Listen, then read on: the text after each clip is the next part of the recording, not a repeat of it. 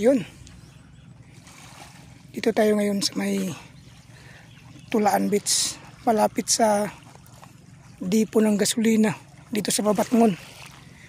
Ito yung Tulaan Beach. Ayan. Ayan siya. Ano? Maganda dito maligo guys kasi malinis. Ito yung ano dito. Yung bato. Pino. Ayan. Tingnan mo yung dagat. Linaw.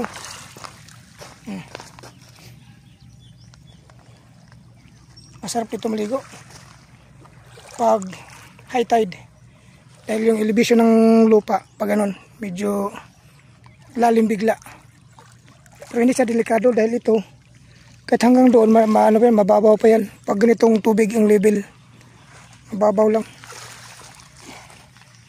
simula sa Tacloban hanggang dito nasa mga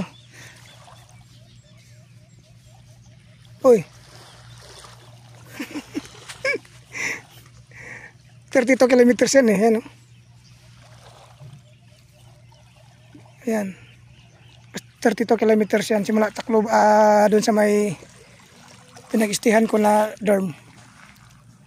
Kaso lang dito pag nagbabike ka ang daming ahon. Kasi maraming bundok. Ayan, oh. Medyo maahon yan. Isa, dalawa, tatlo. Tatlo ang mahabang ahon dito. Kaya iwan ko lang kung makabalik pa tayo dito. Ganda dito, ay mga cottage nila. Oh. Hindi ko na tinanong kung magkano ang cottage dito. Mura lang to kasi provincial rate lang to eh. Pinakamataas nito 300, 400. Ayan, oh, magandang balikan to. Yan na yung papasok doon sa may bridge sa Tacloban mismo yan. Yung daan na yan bantad yan. Yan, Samar na yan eh. Yung banda doon, Samar na yan. Lupit.